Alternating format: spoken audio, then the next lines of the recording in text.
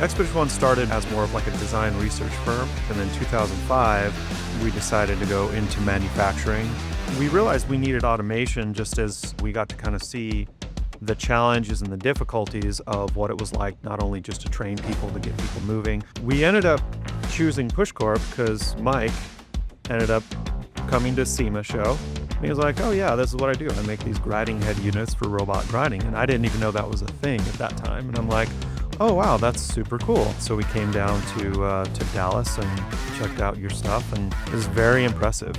So we were like, yeah, this is worth taking a risk on it. You know, we don't buy steel or even our raw materials from overseas. It's always been important to us to have that quality. So being able to work with another company that's all American made, it just makes the whole process easier. I was here about 2 years before we got it running, and for those 2 years, pretty much every day was grinding almost straight through the whole entire day. It puts a lot of strain on your arms, and it's a lot of arm movement. It's a lot of time, it's a lot of work. So when we got the robot running, it made the grinding process so much easier.